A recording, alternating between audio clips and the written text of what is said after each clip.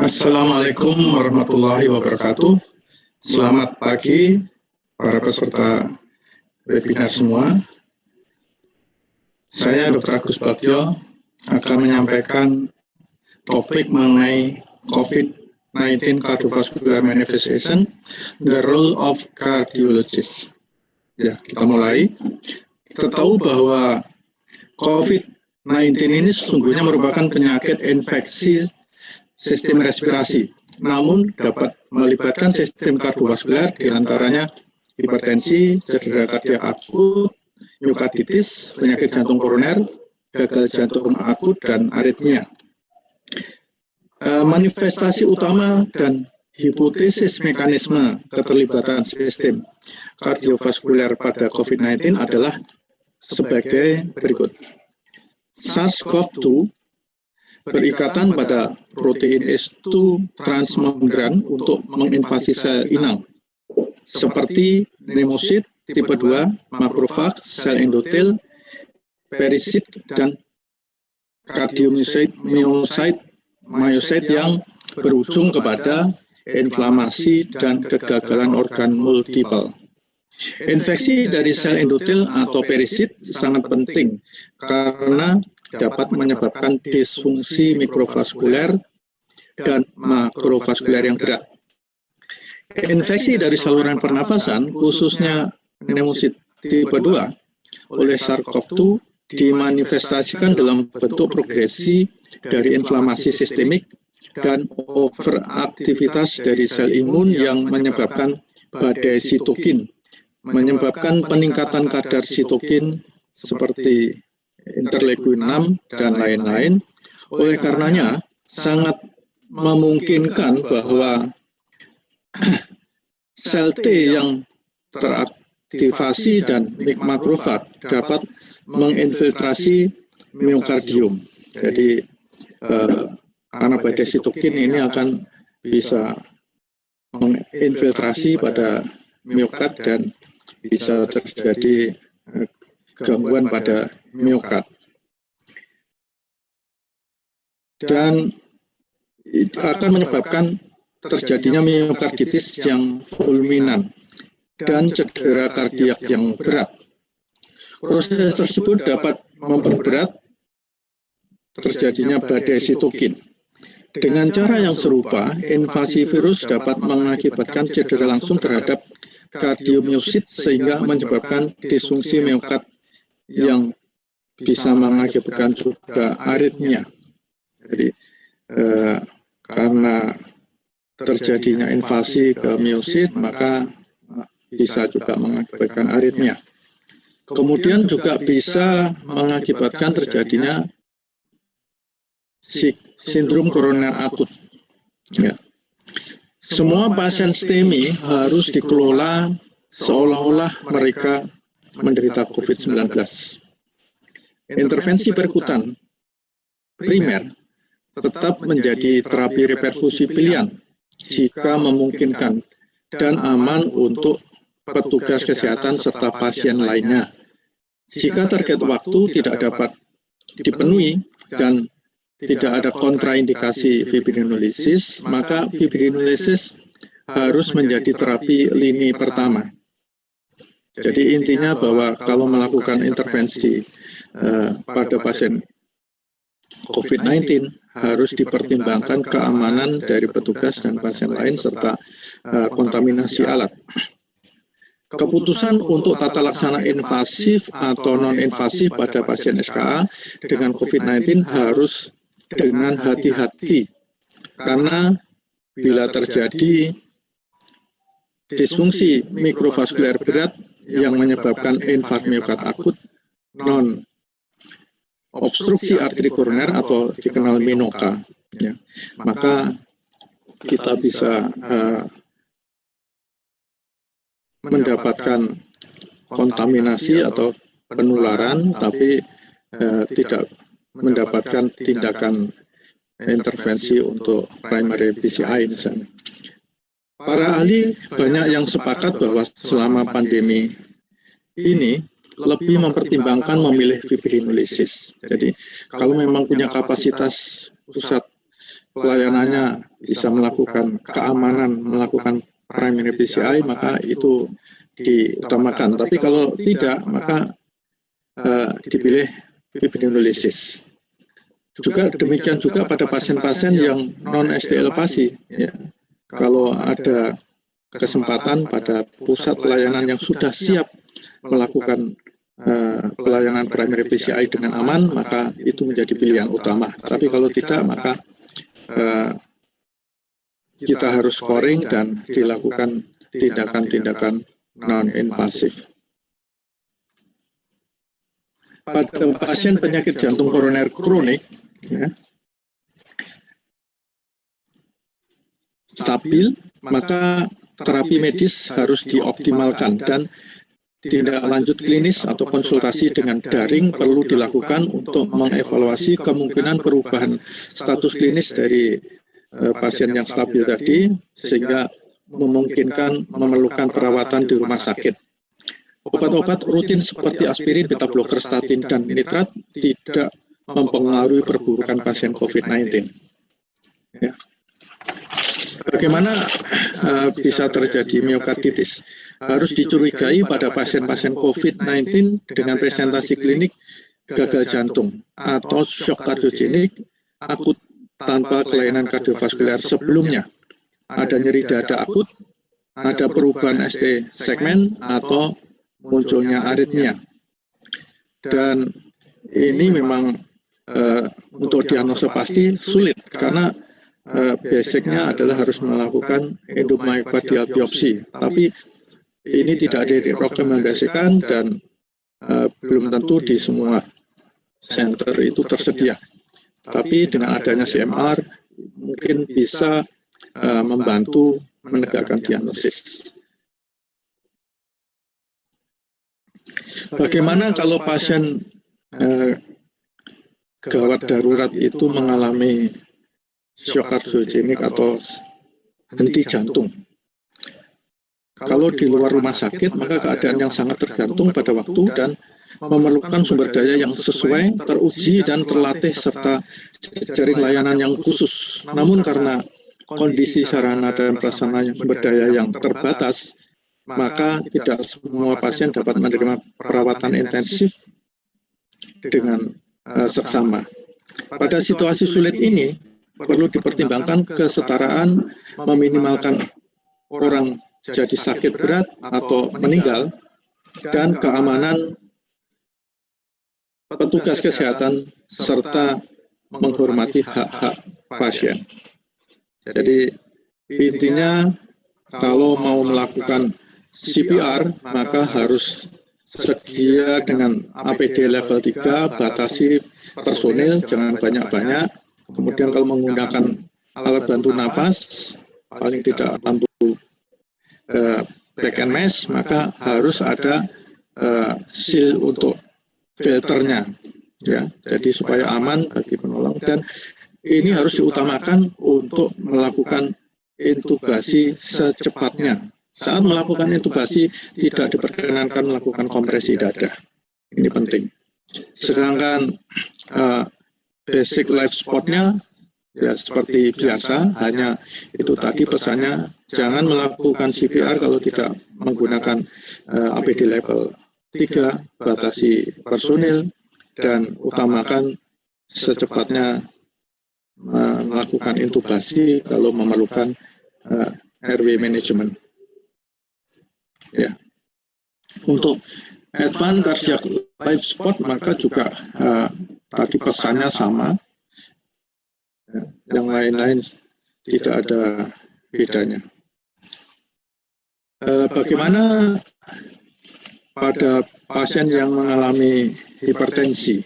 Ya, isunya adalah pasien yang hipertensi itu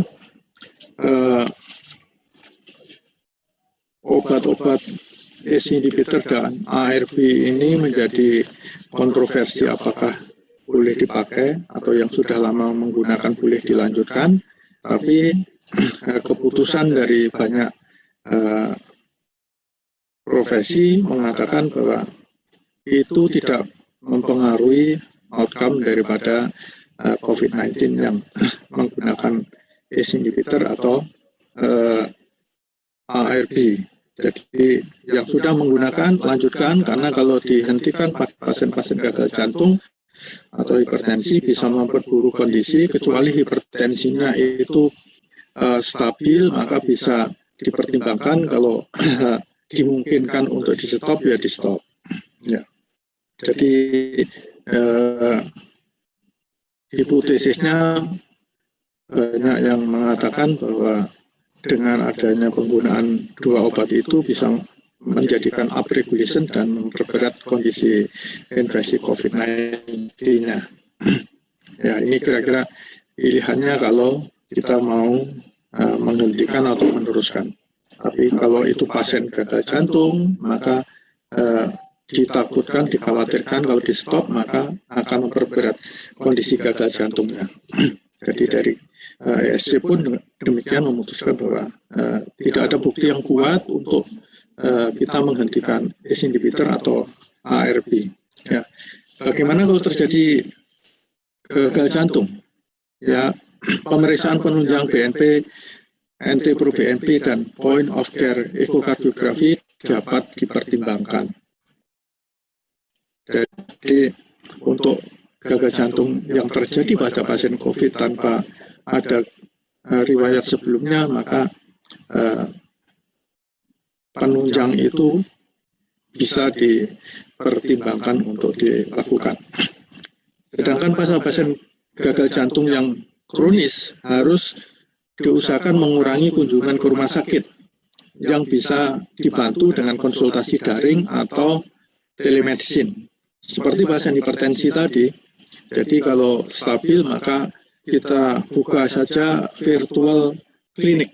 Jadi bisa konsultasi menggunakan blood pressure monitoring di rumah, kemudian datanya bisa dikonsultasikan. Apakah perlu merubah dosis obat atau tidak.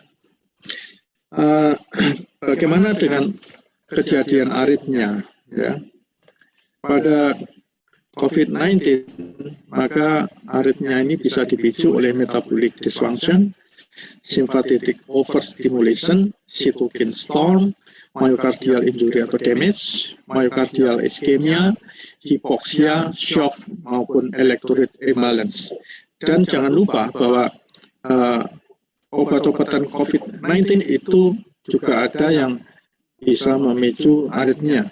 Ada kloroquine, ada lopinavir, ritonavir, remdesivir, kemudian azithromycin yang bisa membuat QT-nya memanjang atau long QT, sehingga bisa memunculkan, memicu terjadinya torsade Poinct.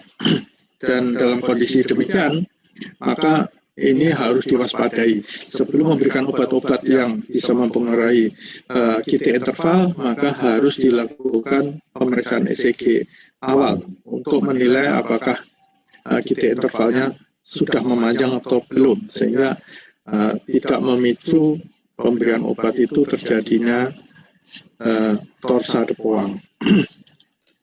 Jadi pertama memang ECG dan dievaluasi ECG setiap saat atau setiap hari untuk mengevaluasi apakah ada kecenderungan ke terjadinya long QT interval. Ya. Nah, ini barangkali mungkin kita tidak menyangka bahwa pada COVID-19 ini terjadi koagulopati, di mana koagulopati ini mekanismenya juga tidak seperti pada umumnya, yaitu pembentukan trombus yang terjadi pada pembuluh darah paru atau disebut pulmonary intravascular koagulopati, yang dapat disertai sedikit perdarahan hingga DIC, dan PIC ini bisa juga menyebabkan ARDS, dan dibuktikan pada laporan dari kematian di pasien-pasien COVID di Italia dan Prancis bahwa pemeriksaan PA postmortem daripada jaringan paru, banyak ditemukan adanya trombosis di mikrovaskulernya. Nah, ini yang perlu harus diantisipasi, ditangani. Bukan saja terjadinya acute pulmonary emboli yang di pembuluh darah besar karena DVT yang terjadi emboli, maka ini harus diwaspadai karena bisa memperberat terjadinya gangguan pernafasan, ya, di samping proses di paru itu sendiri. PIC akan merangsang proses inflamasi yang berlebihan sehingga terjadi hiperinflamasi yang ditandai oleh cytokine storm syndrome atau macrophage activating syndrome. Ya. Dan cytokine ini akan merangsang koagulopati dan trombosis sistemik. Kaskade trombosis ini khas dan dikenal dengan sebutan immunotrombosis yang akan mengakibatkan multi-organ dysfunction atau multi-organ failure. Oleh karena itu, direkomendasikan untuk menggunakan antikoagulan, ya, dan berdasarkan berbagai rekomendasi, maka D-dimer ini menjadi pemeriksaan evaluasi penting untuk menentukan kapan dimulai, ya. Jadi pemberian antikoagulan harus didasarkan pemeriksaan D-dimer. Walaupun ada pemeriksaan lain, tapi mungkin yang lebih gampang dan simpel adalah D-dimer. Dan dari pengalaman kami di Sutomo bahwa selama ini kita menggunakan monitoring berdasarkan D-dimer ini cukup efektif. Ya. Nah, juga harus diperhatikan obat-obat antikoagulan apa yang dipilih. Pengalaman saya bahwa heparin ini cukup banyak membantu hal-hal ini karena dibandingkan dengan low molecular weight heparin, maka heparin ini unfractionated heparin itu mempunyai efek antiinflamasi, kemudian antidotnya juga ada, bisa dikonversi dalam waktu cepat dibanding yang low molecular weight heparin terjadi partial konversinya atau cukup lama akan terjadinya kembali ke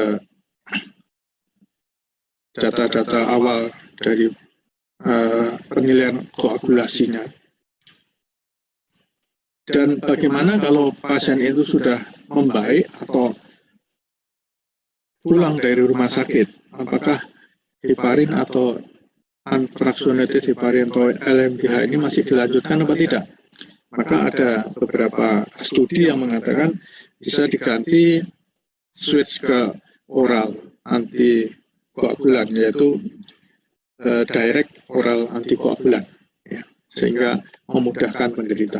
Tapi biasanya kalau sudah lewat 14 hari dari proses infeksi COVID-19, maka itu aman. Tapi beberapa pasien juga ada yang bisa terjadi berkepanjangan. Pengalaman saya ada pasien yang D-dimernya sampai lebih 200.000, ya. Di Sutomo biasanya kalau klinisnya sesak atau ada gagal nafas dan foto toraknya menyokong untuk terjadinya COVID, apalagi ada CT dengan GGO, D-dimernya meningkat lebih 1.000, maka starting dari pemberian antikoagulan itu kita mulai. Dan sementara ini cukup banyak memberi hasil kalau kita menggunakan heparin, di samping harganya murah, ya, dan monitornya mudah.